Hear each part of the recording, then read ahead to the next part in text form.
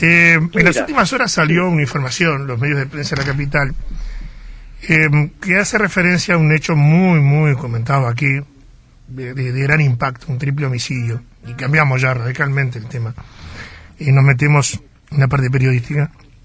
Acá se conoció como el triple crimen de la calle Paysandú, donde una mujer, una profesora de secundaria, elaboró un plan para eliminar a toda una familia, ligados por parentesco, la familia Gau Aguirre, matando al matrimonio y después matando al hijo de la familia que no mata a la propia mujer.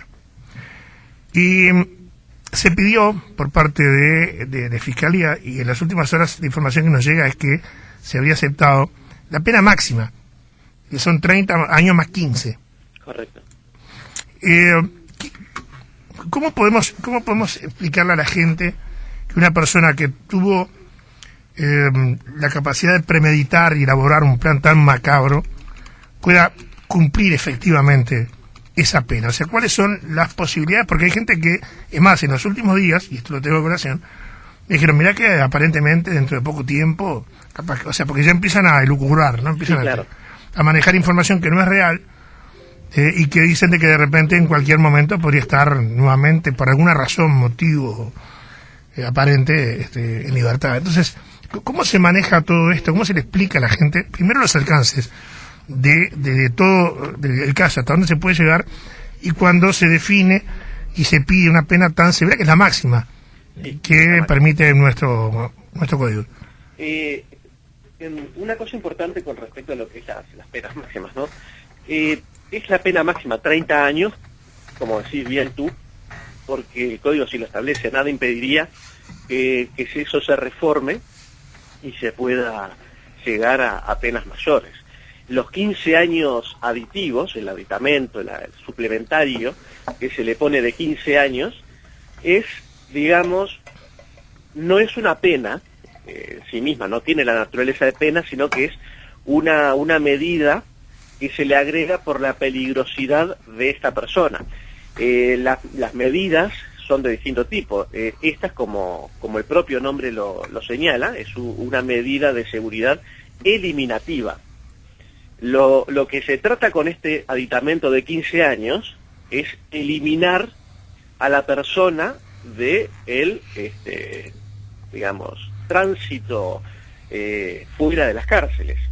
Se le impone la pena de 30 años, que es el equivalente o el precio que se le hace por el crimen cometido, y se le agregan las medidas eliminativas de 15 años más como una forma suplementaria de impedir que esta persona salga antes del cumplimiento de por lo menos los 2/3 de la pena de 30 años.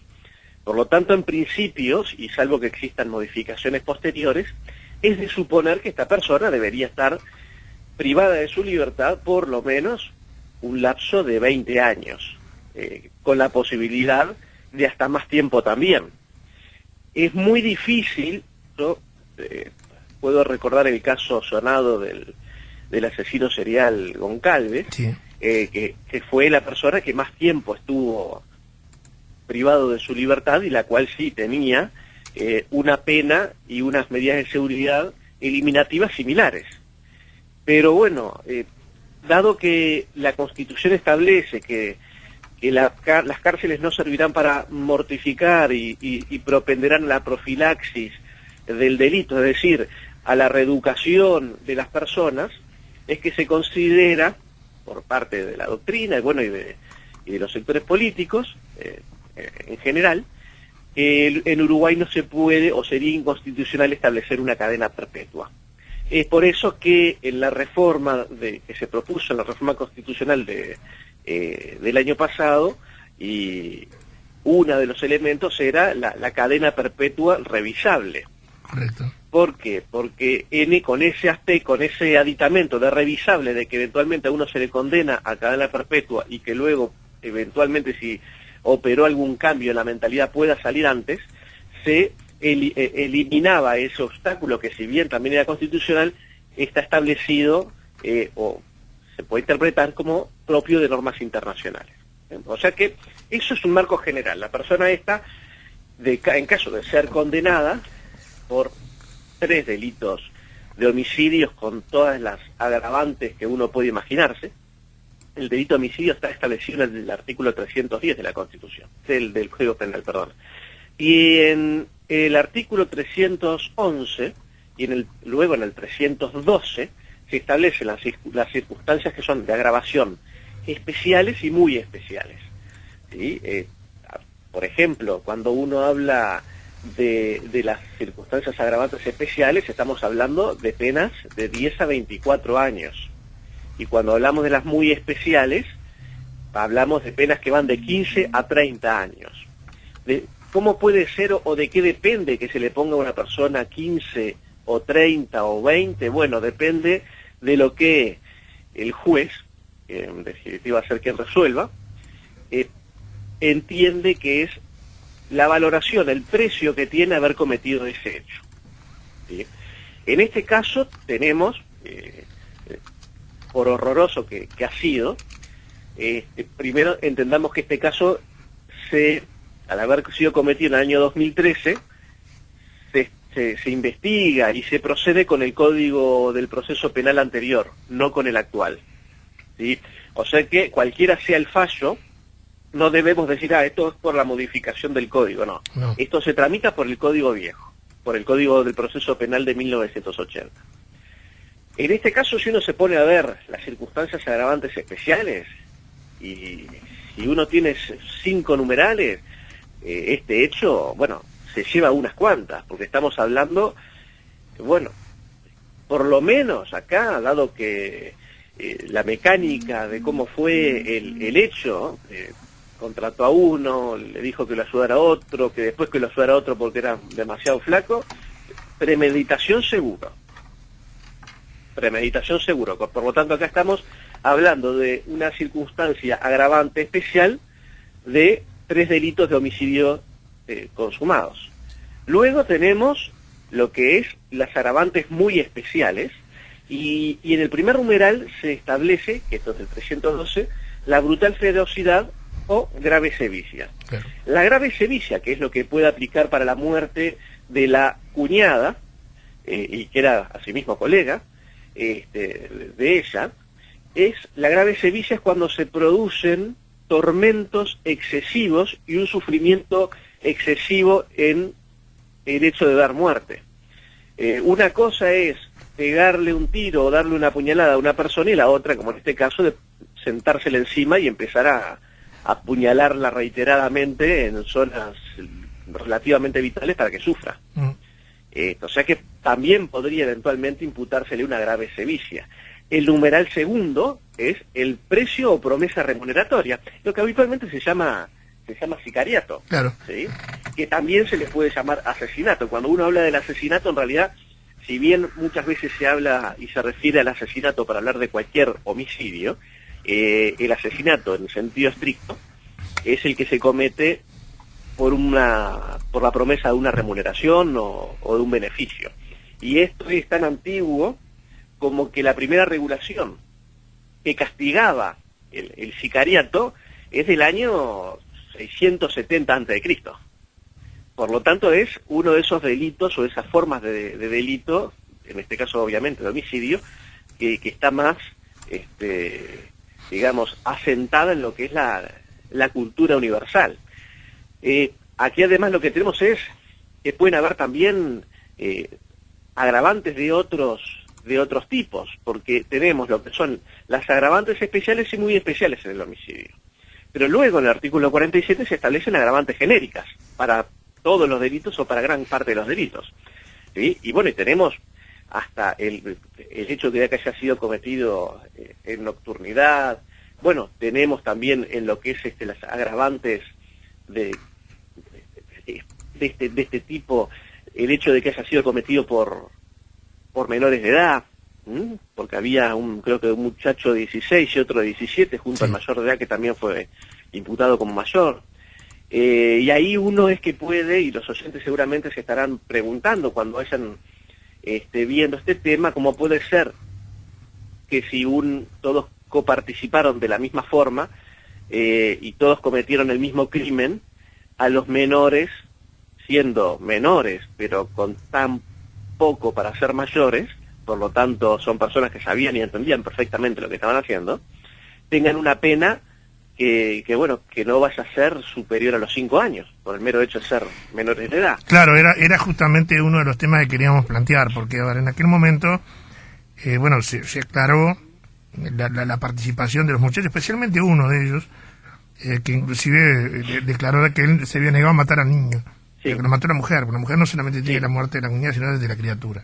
Sí, sí. O sea que esto también lleva a pensar, la pregunta es, a pesar de todo, porque estaban todos inmersos en una misma trama, ¿cómo se puede entender, y ahí justamente esto se está tratando, se trató, se aprobó en la ley de urgente consideración, de que un menor con una actuación como esa puede tener solamente 5 años Sí. de prisión? O sea, yo entiendo todo lo que me quieran explicar, porque hay organizaciones que se dedican a explicar todo, pero la gente del ciudadano común no consigue entender. Y no solo el ciudadano común, sino también uno que está metido en estos temas, ¿no? Uno puede entender muchas cosas. Bueno, sí, que están en proceso formativo, que todavía son recuperables. Podemos 1000 cosas decir, pero en los hechos, de lo que realmente se trata es que hay una presunción de que cualquier persona menor a los 18 años no sabe o no es capaz de entender completamente sus conductas, cosa que, a ver, yo personalmente, y esto me hago cargo individualmente, no comparto, porque en definitiva el hecho de que la mayoría de edad se adquiriera antes a los 21 años y luego a los 18, viene de algo tan arbitrario como que en la Edad Media, a los 21 años, era cuando se consideraba que un hombre tenía el porte físico suficiente para emplear armas y usar armadura. Entonces, cuando uno se pone a ver cuál es el criterio por el cual 18 y no 16, y esto no es un tema ideológico, porque, por ejemplo, en países que están dentro del régimen comunista, la minoría de edad o la mayoría de edad se adquiere a los 14 o a los 16 años. Y en otros que son, digamos, de corte capitalista, lo mismo. En Inglaterra, la imputabilidad por edad se valora caso a caso. Claro. Entonces esto no es una cuestión de izquierdas o derechas. Esta es una cuestión de conceptos respecto a cuando una persona es capaz de saber, querer, entender y discernir las circunstancias de un hecho como bueno o malo y actuar en función de saber si es bueno o malo. Para mí es muy difícil explicarle a la gente que una persona por 12 meses vaya 30 años, pongámosle, y el otro 5, habiendo hecho exactamente lo mismo. Desde un punto de vista fáctico no tiene mayor sentido. Está bien, podríamos decir, bueno, que se haga una reforma para que, así como se establecía en la reforma está Vivir Sin Miedo del año pasado, con la cadena perpetua revisable, que sería bueno que se les apliquen las mismas penas a los mayores y a los menores, a partir de cierta edad, al menos, y que se le permita al menor, la posibilidad de salir antes, si logra demostrar que ha cambiado y que no es un peligro para la sociedad. Porque entendamos una cosa, y no quiero caer en lo que se llama el peligrosismo, que es algo que en derecho penal está muy mal visto, pero estas personas luego de 5 años, al haber participado, al haberse prestado, por más que no hayan sido ellos los que mataron directamente, con actos directos al niño, ellos podrían haberlo evitado.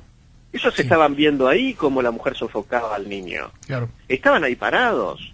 No hicieron nada para evitarlo, es más, si la defensa que hicieron fue, yo no lo hice, lo hizo el... No, vos también lo hiciste.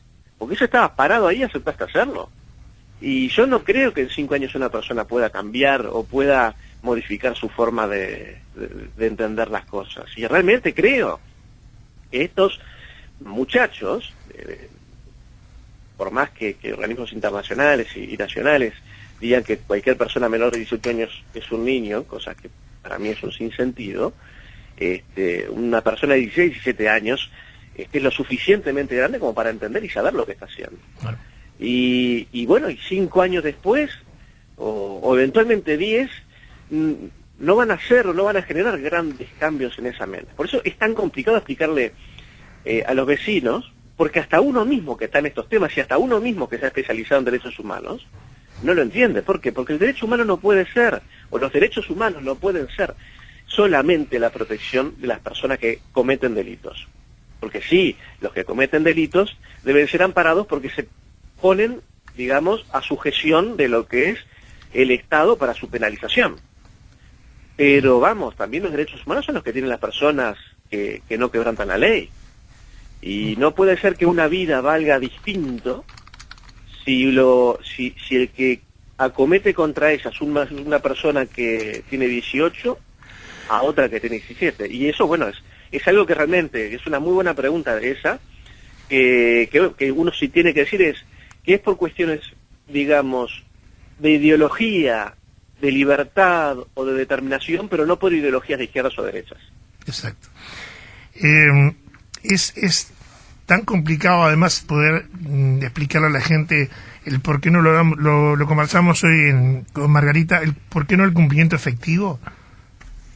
Sí, bueno, por ejemplo, el cumplimiento efectivo está establecido solamente en el nuevo código, ya es esto, para lo que son aquellos delitos en los cuales ha habido un proceso abreviado.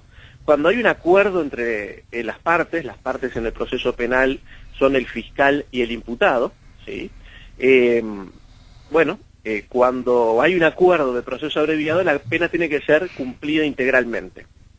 Pero cuando hay una sentencia, luego de un proceso, en este caso no es, pero porque es el sistema viejo, pero cuando hay una sentencia definitiva en cualquiera de los dos sistemas, no luego de un proceso oral, como es actualmente, pero sí de uno escrito como era antes, la sentencia puede establecer la pena máxima, puede establecer el aditamento de las medidas de seguridad eliminativas, que no son pena, a pesar, es como decir que tiene pelo, maulla, Sí. Tiene orejas de gato, bigotes de gato, pero no es un gato. Claro. Se cumple exactamente del mismo modo, pero no es una pena.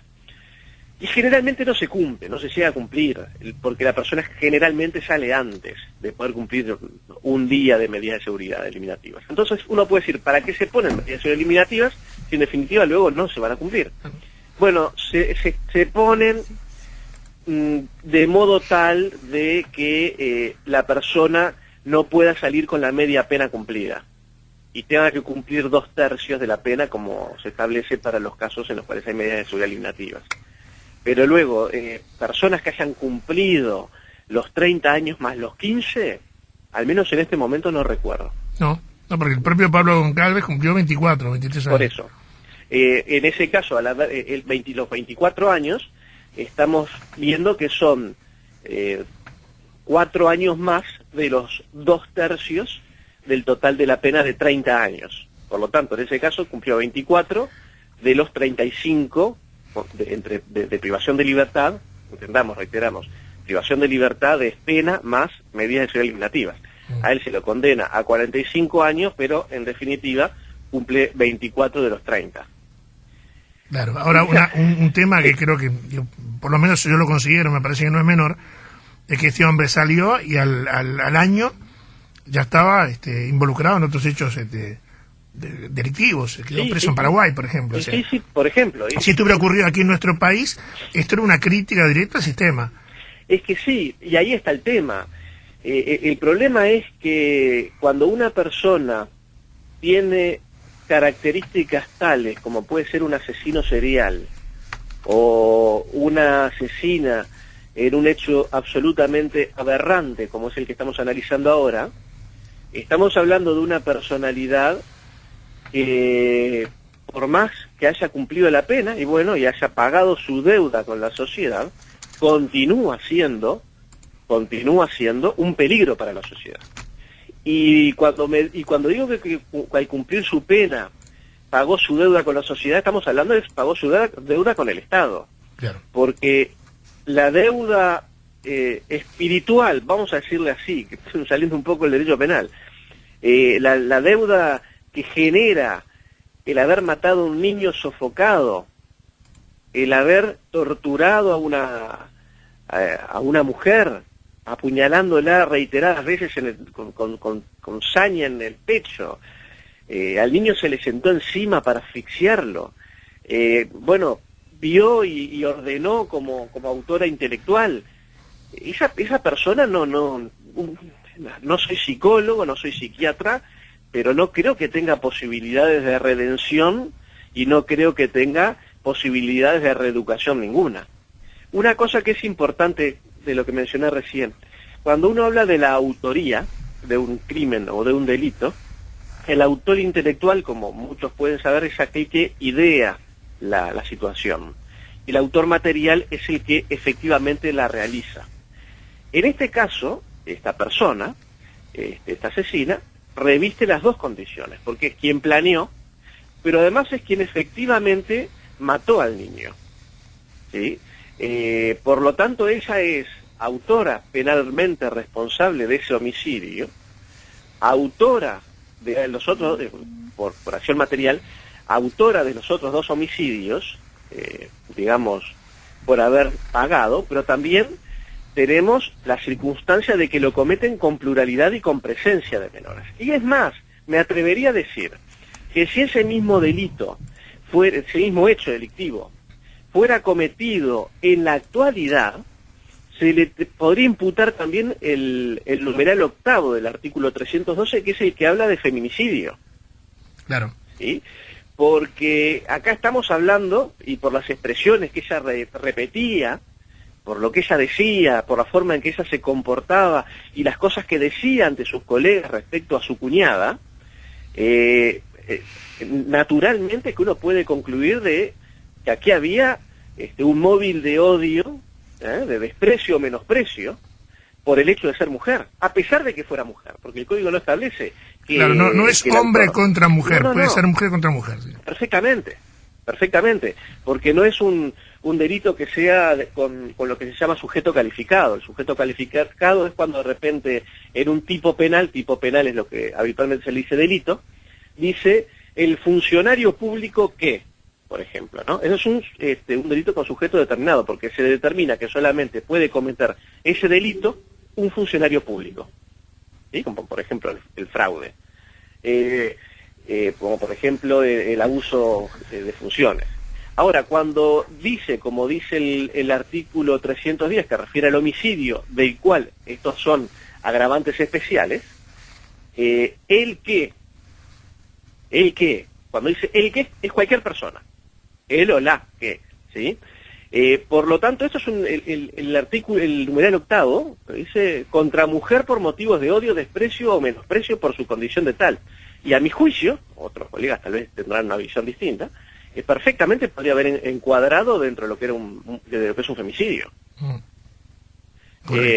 Pero sí, por eso en este caso se ha valorado por parte de la Fiscalía, en un criterio que creo que puedo sentirme cómodo apoyando, que amerita lo que es la aplicación completa del agravamen punitivo, que son 30 años, más los 15 extra. Lo que sí tengan en cuenta los vecinos, a la luz también de lo que tú señalabas con el caso de Goncalves, es que es altamente improbable que esta persona pueda cumplir la totalidad. Ahora, doctor, un poco para ir redondeando, porque hoy nos metimos en este tema y nos queda un análisis final de lo que es la ley de legítima defensa, lo que se aprobó en la luz. Pero, ¿cómo se le explica al ciudadano común que aparezca en una noticia, por ejemplo, a ver, yo voy a poner un caso de alguien conocido a nivel nacional, es el famoso Betito Suárez. Para algunos es el delincuente más peligroso de los últimos años aquí en este país. Pero resulta que termina de cumplir determinada parte de la pena que le corresponde y lo deja en libertad.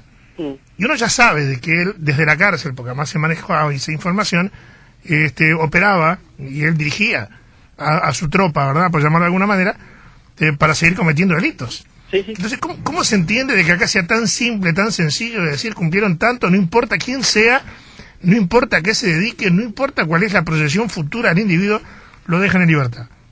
Sí, porque la cuestión está en que las penas, en el derecho penal, lo que hace es, digamos, retribuir por hechos causados. Cuando una persona comete un hecho, se le castiga por ese hecho, pero no se tiene en cuenta necesariamente lo que es la peligrosidad futura, más lo que se establece como medida de seguridad eliminativas. Una vez que la persona cumple con su pena, el Estado tiene que dejarlo libre. Por eso es que cuando uno ve el símbolo de la justicia, que es una mujer con una toga griega, una espada en una mano, una balanza en la otra, ¿sí? Recuerden que esa mujer, que es la justicia, está vendada, tiene los ojos tapados. Sí, sí. Porque lo que establece eso, lo que buscan con ese símbolo, es que en realidad la justicia no mira personas, mira hechos. La justicia nunca va a juzgar personas, va a juzgar siempre hechos.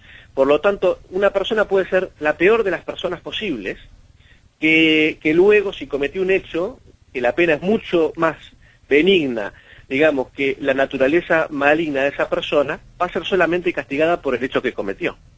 Muchas veces, como dicen a veces, echa la ley y echa la trampa, lo que se ha hecho, y por nombre un caso de otro país, en el caso de Al Capone, ¿sí?, el capo mafioso de la década de los 30 en Chicago, que se le dio una pena de cadena perpetua, fue por evasión fiscal. Claro. Pero en realidad todo el mundo sabía que no era por evasión fiscal, pero por lo que se lo pudo agarrar fue por eso. Y si bien, se le buscó la forma para imputarle otros hechos, no se les pudo. Y como no se le pudo imputar otros hechos, es que se le impuso una pena muy grave por un hecho que, si uno se pone a ver, en realidad era absolutamente desproporcionado. Si uno dice que va a tener una pena de 40 años por evasión fiscal, dice, no, pero esto es un ridículo. Pero en realidad fue la forma que tuvo el sistema, tal vez no la más feliz de todas, para poder combatir un flagelo que era las organizaciones mafiosas de esa época en Chicago. Y por eso también pasa, con el delito con el agravante especial de femicidio, ya lo habíamos mencionado, que es más que nada más un mensaje que otra cosa. Porque muchas personas, hombres sobre todo, cuando cometen este muy especialmente agravado homicidio, se quitan la vida. Por lo tanto, tanto lo que sucedió con Al Capone como la introducción del delito de femicidio en la actualidad, son mensajes que da el Estado a los futuros. Las penas tienen no solamente una naturaleza retributiva, ¿sí?, de hacer justicia, porque se tiene que hacer justicia, sino que también lo que hace es establecer un mensaje para otros, ¿sí? Una función preventiva, que es negativa y positiva. Negativa en el sentido cuando se le dice no hagas, por eso es negativo, no es que sea malo. Cuando se habla en derecho penal de algo negativo, no es que sea malo, sino que es el deber de abstenerse. El mensaje de prevención negativa que se hace con una pena, es decir, miren que al que cometa este tema o este hecho, lo vamos a castigar y no va a salir más. Y la positiva es para todos los ciudadanos de bien. Es decir, quédense tranquilos, que cada vez que una persona cometa un acto aberrante de esta naturaleza, va a estar fuera de la circulación bastante tiempo. Perfecto. Igual para cerrar, yo siempre pongo un ejemplo de algo que ocurrió en Estados Unidos. El hombre que mató al ex Beatle, a John Lennon, y le habían aplicado 20 años. Sí. Y sin embargo está preso hasta ahora. Sí, claro. Porque cada vez que tiene que salir, hacen todo un examen, lo revisan, lo entrevistan, no está en condiciones de reinsertarse a la sociedad, vuelta a la cárcel. Sí. Ahí lo que se hace, es un sistema distinto al que tienen los norteamericanos, pero que parte de la base de una de las funciones que tiene el sistema de justicia, que es, en definitiva, el sistema inmune de una sociedad, que es no solamente, nuevamente, lo que es la atribución de una pena en proporción al mal causado, sino también la protección de la sociedad. Entonces, tal vez lo que tendríamos que pensar no es tanto en lo que es una reforma de normas, sino en un cambio de mentalidad a nivel de operadores de justicia, que entiendan que hay ciertos casos como el de Goncalves y como este, que con 20 años no es suficiente, y con 24 no es suficiente. Las penas, en algunos casos, tienen que ser cumplidas integralmente. Doctor, un placer como siempre, muchísimas gracias por estos minutos, nos reencontramos el próximo lunes. Así será, fuerte abrazo a la audiencia.